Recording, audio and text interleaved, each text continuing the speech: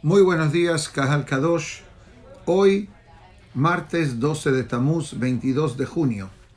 Clase de hoy gentilmente dedicada por la familia Betesh en memoria del estimado padre y abuelo Ramón Lolo Betesh Rahamim Ben René Alav Shalom. Adicionalmente, por Mauricio Kravitz y familia en memoria de su padre Aharon Rafael Ben Yeshayahu, y por el señor Jack Dweck y familia en memoria de su madre Miriam Bat Sarah Alea Shalom. Que sea voluntad de Akadosh Baruj Hu que las palabras de Torah de hoy eleven las almas de las Neshamot que mencionamos a principio de esta grabación. Hoy continuamos, que sea voluntad de Akadosh Baruj Hu que las palabras de Torah de hoy eleven las almas de las Neshamot que mencionamos a principio de esta grabación. Hoy continuamos, Be'ezat Hashem, con el capítulo número 102 del libro de Tehilim. Explicamos los diferentes conceptos que se aplicaban con David Amelech, especialmente en la forma de hacer su tefilá a Kadosh Baruj Hu. Entonces dejamos aquí en el comienzo del versículo número 9. Y dice así, versículo 9. Kol hayom herefuni oyevai, me oyevai meholelai binishbau. Todo el día se podría decir, Jeref significaría como un maltrato, mis enemigos, quienes me ridiculizan, por mí maldicen. Ki efer kalehem achalti, pues cenizas como pan comí, beshikuvai, y mi bebida, bibji masachti, con lágrimas mezclé. Mi peneza ameja y bekisfeja, por la causa de tu furia y tu cólera.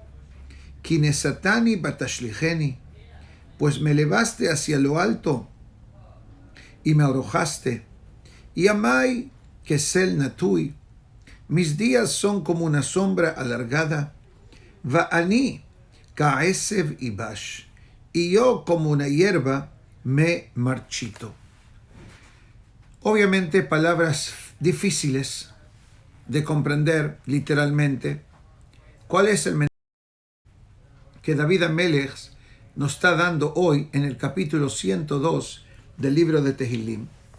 Por ese motivo vamos a compartir con el Kahal los comentarios profundos del Gram Me'am Lo'ez sobre estos capítulos y pesukim tan interesantes de David Amelech.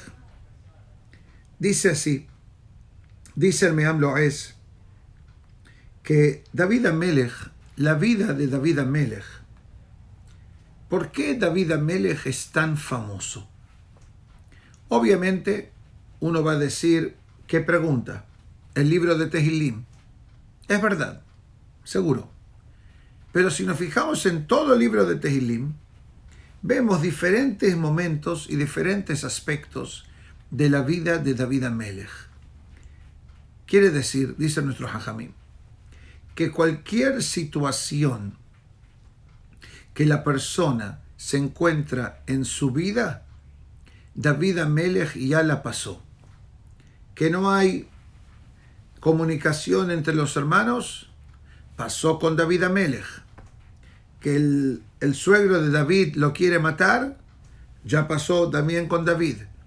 Que lo engañaron a David Amelech o lo trataron de engañar, pasó David y Goliat, pasó David y Bathsheba, pasó David y Mijal, pasó David con Doeg, Ahitofel, Adoniyahu, Amnón, Tamar, Absalom.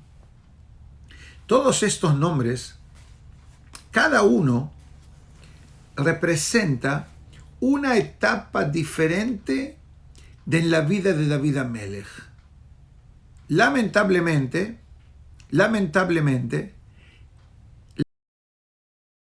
las de David no fueron comunes, Pero como dijimos en el principio de las clases del libro de Tehilim,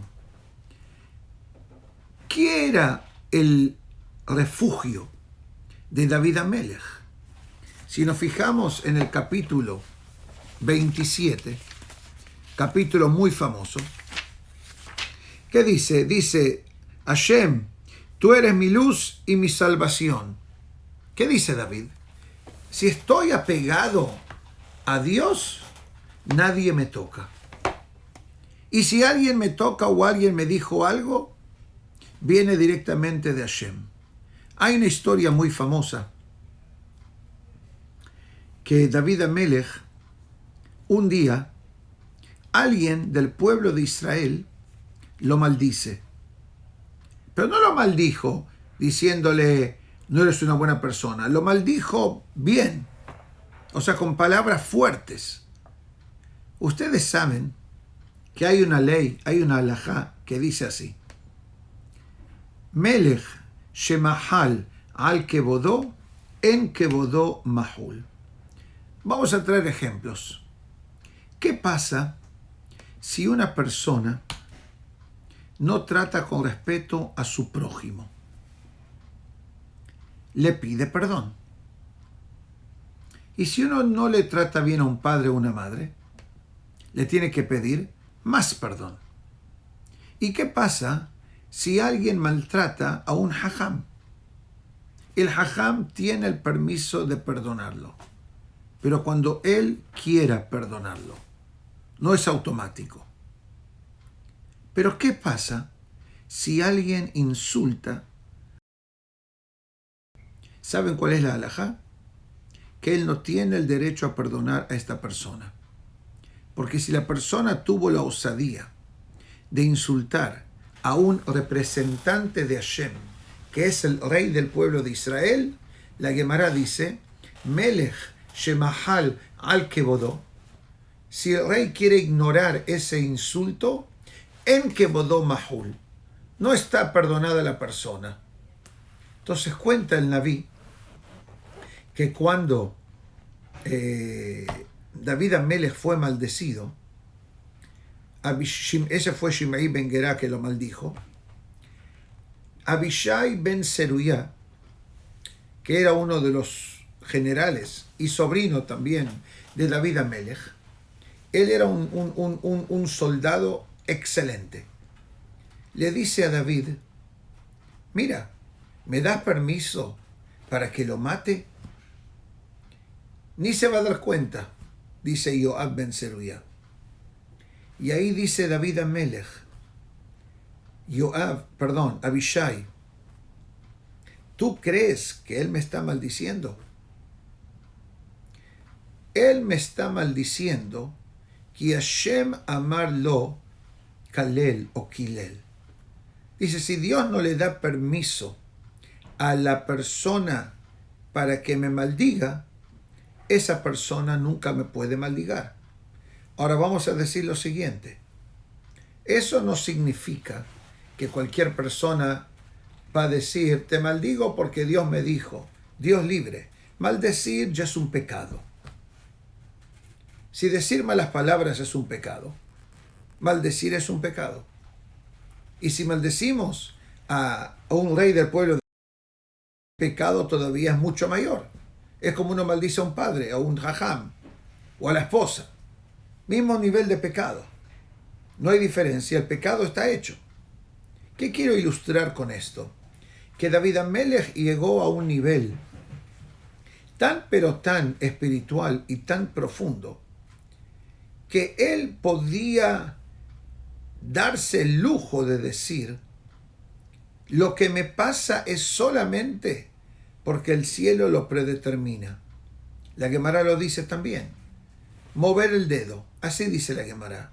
En Adam zokef isba'o milemala, ela imken notrim lo reshut milemata, ela imken notrim lo reshut milemala. Traducción.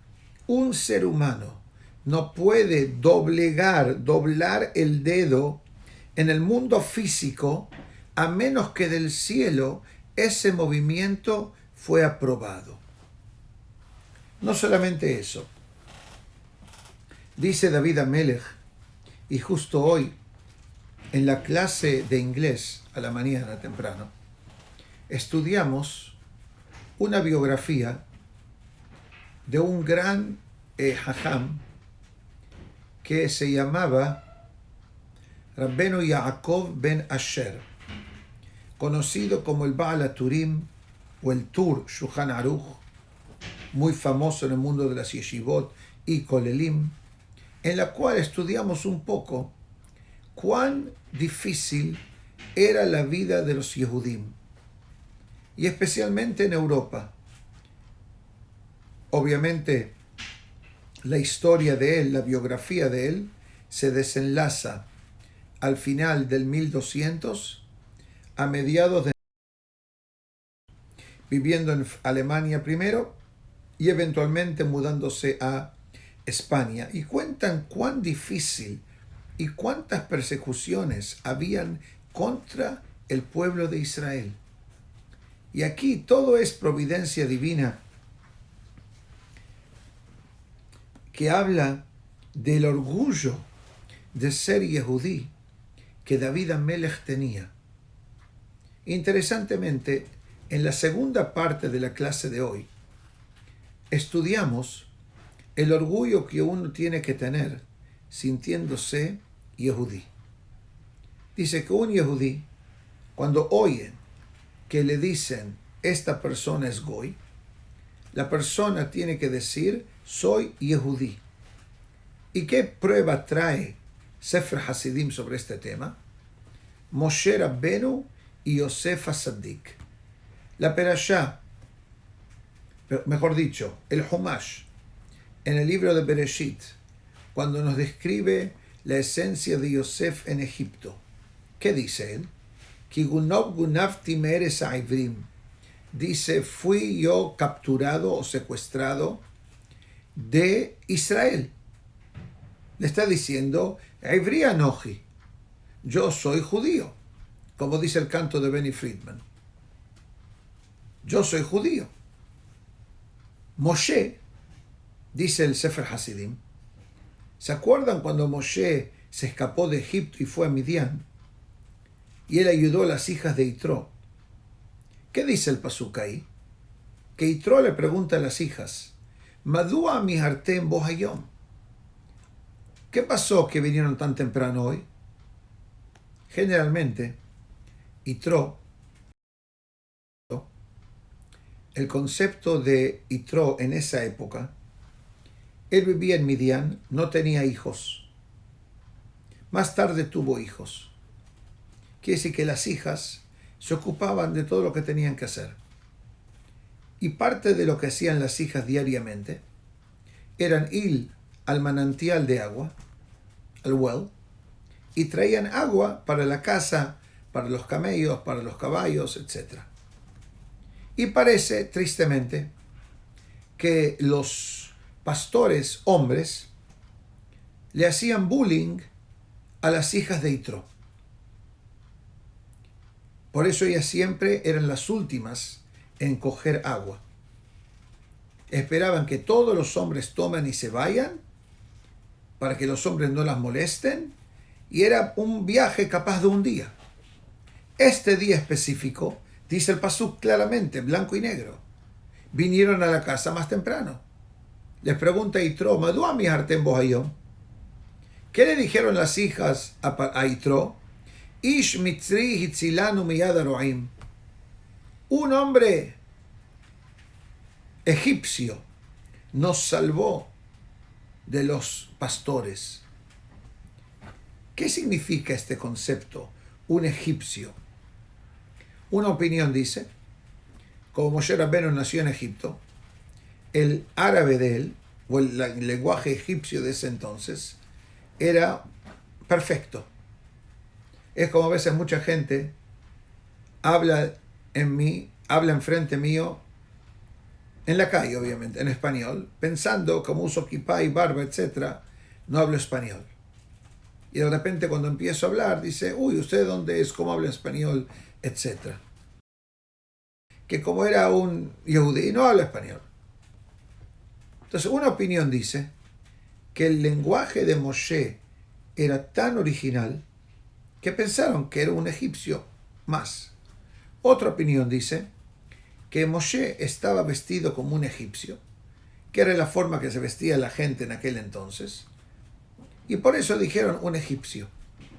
Una opinión más profunda dice que cuando la Torá nos dice Ish Mitzri, que un egipcio nos salvó de los pastores, no se refieren a Moshe, se refieren al egipcio que Moshe Rabbenu se deshizo de él el día anterior, que eso causó que Paró quiso matar a Moshe, y por lo tanto Moshe llegó a Midian y eventualmente se casa con Tzipora, la hija de Itro.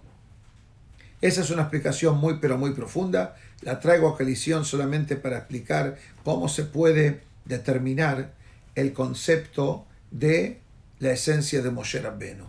Y dice, cuando Dios le dice a Moshe, Moshe, tú falleces fuera de Israel y tu cuerpo se queda fuera de Israel. Dice, ¿por qué no? ¿Por qué no me haces como hiciste a Yosef? Yosef falleció en Egipto y lo llevaron a Israel. Está bien, yo fallezco en el desierto, dice Moshe Rabbenu, y llévenme a Israel. Dios le dice no. Lo que pasa con Yosef, que mismo cuando él estaba en Egipto, él dijo, señores, yo no pertenezco aquí, yo soy judío. Pero tú te mantuviste en silencio, por lo tanto, te quedas fuera de Israel. Pero es importantísimo entender cuál era verdaderamente la meta divina para que el cuerpo de Moshe y Moshe Rabbenu se quede fuera de Israel. Y eso se explica en la Perashá Bezot HaBerajá, que el lugar estratégico donde Moshe Rabbenu descansa fue el área del pecado de Baal Peor. La historia de Pinhas, que en 2 semanas, Be'ezat Hashem, vamos a leerla. Viene la Perashá Hukat, la semana que viene Perashat Pinhas, entre Balak y Pinhas. Ahí se entiende qué fue la tragedia que pasó en la época de Pinhas y por qué Moshe Rabbenu específicamente está enterrado en ese lugar. Hoy no es el día para explicar eso, pero al final de cuentas, dice aquí el Me'am Lo'ez, Ki Efer Kalehem Achalti, dice David Amelech, que él comía pan y bebía lágrimas. Eso está escrito en el libro de Shemuel también, que dice que cuando David Amelech se encontraba con su gente para trabajar, etc., toda la gente disfrutaba de una gran comida, pero David Amelech entraba en su cuarto y detrás de la puerta del cuarto tenía colgado la vestimenta de cuando él era pastor. Por más que ahora ya era el rey de Israel y tenía vestimenta elegante, etc., pero él nunca se quiso olvidar sus orígenes humildes. Y cuando se sentaba a comer, literalmente comía pan y tomaba lágrimas. Yo sé que para muchos de nosotros esto suena extremo, pero esta fue la esencia de David Amelech, y aquí lo dice el versículo número 10. Dice así: Mi pene zaameja bekispeja, versículo número 11. Por la causa de tu furia y de tu cólera, ¿quién es Satani? Dice, me levanté y me caí. Dice que David Amelech tuvo muchos altibajos en su vida. Y creo que lo mencioné brevemente hace unos momentos, cuando expliqué por qué la grandeza del libro de Tehilim. Porque técnicamente hablando, no existe una persona que pueda decir, mi problema no lo tuvo nadie. No existe. Seguro, cada problema, cada desafío, cada situación tiene su peculiaridad especial. Pero a nivel general, a nivel global, todo lo que una persona podría pasar en su vida están insinuados en el libro de Tehilim. ¿Cuántas veces la gente sube y de repente baja? Y baja fuerte. Es lo que está diciendo David Amelech.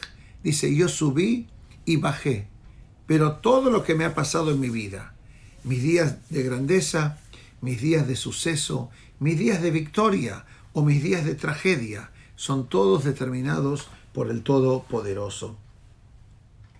Dice, y la vida es como el anochecer, que entra y sale directamente, pero con una meta. ¿Cuántos depósitos? Yo utilizo esta palabra para hacerlo más fácil de entender. ¿Cuántos depósitos puedo haber hecho en mi vida? ¿Qué significan los depósitos? Explica el Meam Loez que David, en teoría, disfrutaba de su vida. ¿Qué quiere decir disfrutaba de su vida? La Gemara dice que David Amelech no pasaba de dormir más de la medianoche. Muchos de nosotros nos vamos a dormir cerca de la medianoche. Pero en el caso de David Amelech dice, mitad de la noche David Amelech se levantaba. Se levantaba a estudiar Torah, se levantaba a leer Tehilim, se levantaba a hacer tefilá. Como dice David Amelech en el libro de Tehilim, Hasot Laila, Akum leodot lach al kol mishpetei sidkeja. En mitad del anochecer me levantaré para agradecerte de todas tus leyes justas. Eso era David Amelech. La Gemara dice que tenía un arpa colgada en la cama de David y venía un viento y el viento causaba que las notas musicales se activen y así era como David Amelech se levantaba. Pero dice que a David Amelech le gustaba en parte el día, porque el día generalmente es más largo que la noche, depende de la época del año y en dónde. Por lo tanto, había más chance de estudiar Torah y de hacer misvot y ma'asim tovim. Aquí vamos a leer dos versículos. Uno que se lee en Megilat Eja y uno que es parte de nuestra plegaria diaria. De domingo a viernes decimos esto. Mejor dicho, todos los días de nuestra vida. Vamos a leer versículos 13 y 14. Beatá Hashem le'olam teshev. Pero tú, Hashem, por siempre serás entronizado. Vezichreja, y tu recuerdo perdura. Ledor vador, de generación a generación. También en Megilat Eja. Dice aquí David Amelech, dice que por más que nosotros, dice David propiamente, no tenemos capaz el mérito que la Geulá venga en nuestros días, pero tenemos la tranquilidad que en cualquier generación Mashiach viene para la salvación del pueblo de Israel. Dice que el hecho de su creencia divina en Hashem, en la eternidad de Hashem, dice, le daba a David Amelech la esperanza de que una generación en el mundo va a tener el mérito de tener sus plegarias oídas por Hashem y mandar finalmente la Geula. Y no hay duda que nosotros tendríamos que considerarnos afortunados de poder vivir en este momento. Por más que el mundo está problemático, situaciones de todo aspecto, pero somos nuestra generación los que estamos hoy. La generación anterior lamentablemente no está más en este mundo y la generación futura todavía no está. Estamos los que estamos. Quiere decir que en nuestra época, en nuestro momento, tenemos la situación o el zehut, la oportunidad de tener el mérito de la Geula. Y por más que uno puede decir, pero el mundo tiene tantos problemas y tantas situaciones, ¿cómo es posible? La respuesta es fácil. Cuando más preocupaciones o más problemas el mundo tiene, más cercano de la Geulá estamos. Es como uno dice, ¿cómo puede ser que venga el Mashiach si tenemos el gobierno en Israel que no está muy de acuerdo a la Torah? Obviamente, una clase de Torah de esta índole no es el fórum para hablar de temas, pero, como lo dije en la clase de inglés, grabado y en público, lo puedo decir en la clase en español, no hay problema. Por más que de un punto de vista intelectual, lo que está pasando en Israel hoy es difícil de aceptar y hasta triste, con tantas leyes anti-Torah, con tantas leyes a nivel promiscuo o a nivel inmoral, o a nivel de Shabbat, o a nivel de Kashrut, o a nivel de matrimonios mixtos y casamientos del mismo género, etc. Todo eso son desastres a un nivel espiritual para el pueblo de Israel. Nadie discute que eso no es un problema para el pueblo de Israel. Pero también la Mishnah, en Masejet Sotá, que nos dice varios mensajes que van a pasar en la historia del pueblo de Israel, muy cercano a la llegada del Mashiach, es cuando el gobierno en Eretz Israel se tornará enfrentándose a Hashem, que tristemente, quieran o no quieran aceptarlo, a un punto de vista espiritual, esto es lo que está pasando. Y si alguien, Haz Shalom, está ofendido, les pido disculpas, no es mi meta, no es mi intención, pero es la verdad de lo que está pasando en Eretz Israel. Ayer levantaron una bandera multicolor que significa apoyo a formas de vida inmorales en Jerusalén, afuera de la Knesset. ¿Ustedes saben a nivel espiritual qué desastre es esto? ¿Qué desastre, cómo esto activa, Haz Shalom, el enojo divino de Hashem? Y al final, ¿qué dice la Mishnah en Sotá? Después de darnos toda una lista de problemas que ya están pasando, por ejemplo, otro problema que va la gente a experimentar, dice la Mishnah, creo que dice ese lenguaje, Shete'evad peruta min hakis, que la moneda va a desaparecer del bolsillo del ser humano.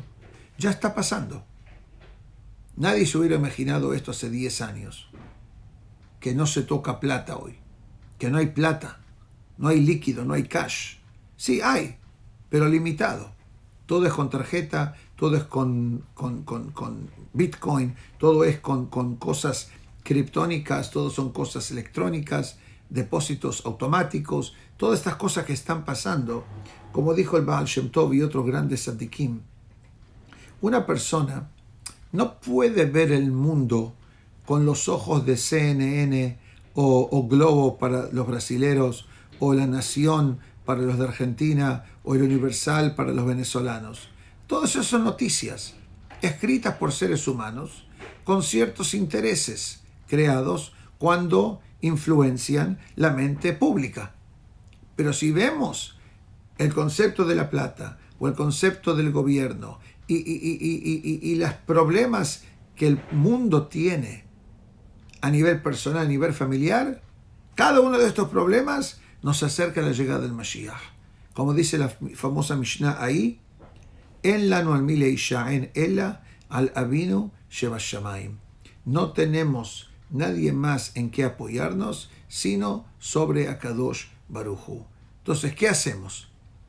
Ir a luchar, ir a protestar, todas estas cosas son de Barim Betelim. No pierden el tiempo ni expongan su vida en cosas que no cambian.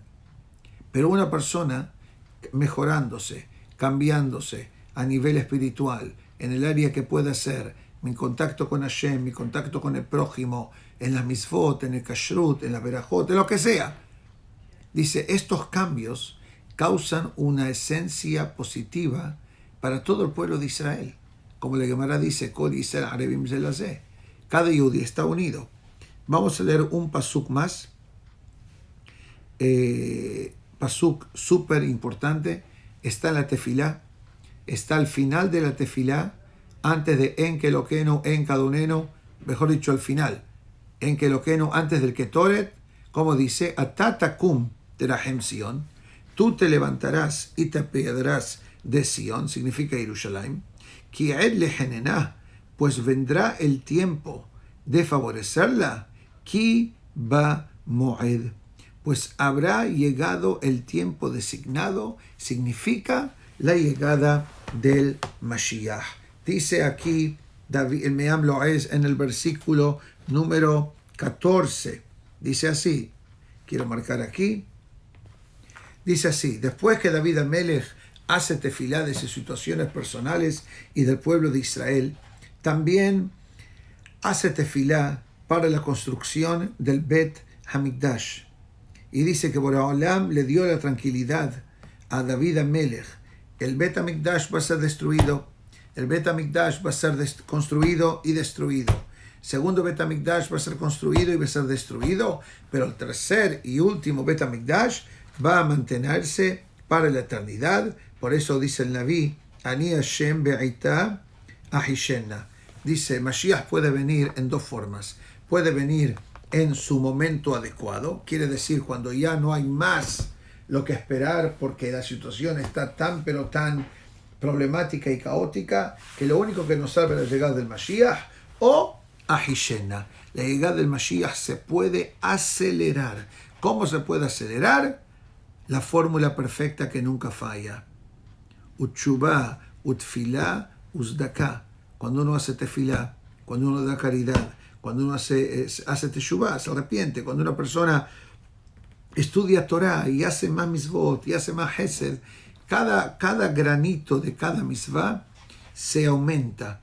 Y cuando más depósitos en la cuenta de las mitzvot hacemos y menos depósitos en la cuenta de los pecados hacemos, obviamente vamos a tener pronto el zehut, especialmente que nos estamos acercando a lo que se llama Ben HaMetzarim, las 3 semanas difíciles para el pueblo de Israel que comienzan, en teoría, este domingo con el ayuno del 17 de Tamuz y acaban 3 semanas más tarde con el ayuno de Tisha B'Av, pero como dijo el Pasuk, Teshuat Hashem Keref Ain, la salvación del Todopoderoso pasa como el abrir y cerrar un ojo, que tengamos el zehut, que estos días que también se llaman, de acuerdo a ciertos grupos hasídicos, Yom HaGeulah, Hag HaGeulah, que a veces Hashem tengamos el mérito de la Geulah Shelema, Bimera V'Yamenu, amén. Y decimos nuevamente, Tiskula Mitzvot, a la familia Betesh, a la familia Dweck y a la familia Kravitz, por gentilmente dedicar la clase de hoy. Tiskula Mitzvot, y que estén todos bien, donde quieran que estén.